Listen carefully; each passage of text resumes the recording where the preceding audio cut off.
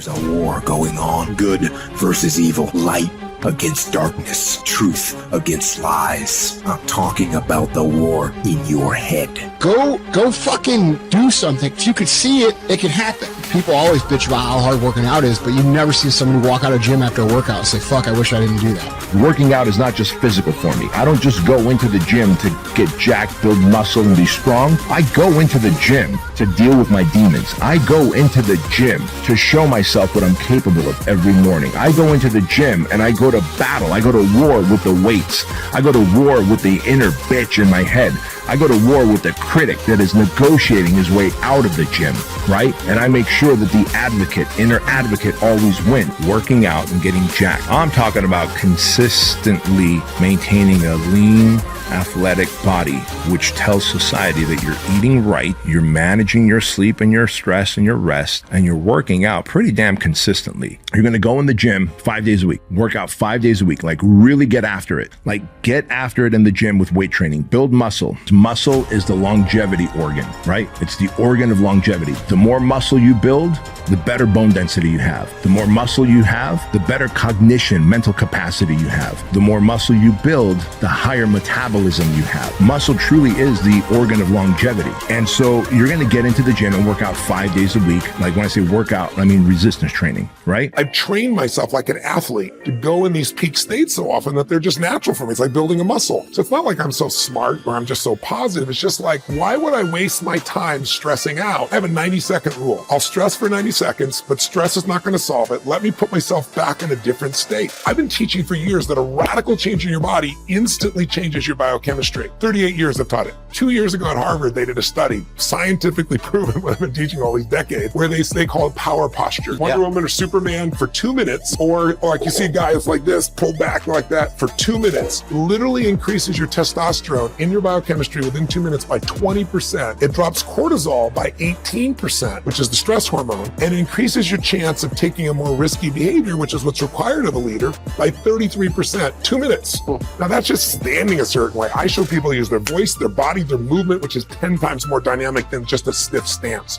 And when you change your state, your mental, emotional state, you change your performance. Everybody sees people who look great, who have all the confidence, who have all the self-esteem, who have all this ability, who have all these things going for them, and they think they got it all figured out. They think it's easy for them, and that's one of the justifications that they tell themselves, all right? It's not like there aren't days I don't want to go to the gym. The truth is, most of the days I don't want to go to the gym, but I do, even though I don't feel like it. Doesn't matter if there's a fucking tornado, if there's a snowstorm, if there's a hurricane, if the fucking world is on fire, the job has to get done. That person who goes to the gym and works out consistently, that person who is willing to do another repetition, another set, to go to that place in their head that they need to go to press that weight, to pull that weight, to take another step in the walking lunges, or to add that other mile that they need to, that person is developing at a very high rate of speed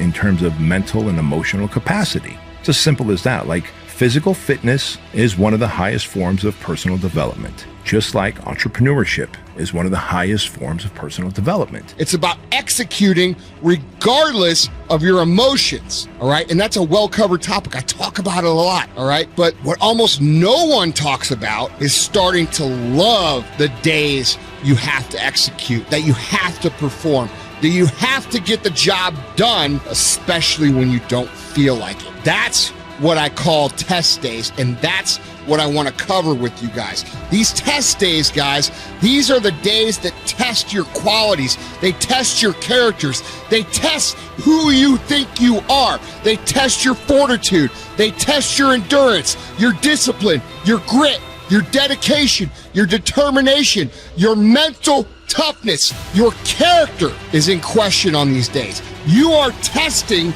your ability to do something. And that something is something significant to your dreams. It's something critical to your goals at the very moment when everything in you wants to do absolutely nothing.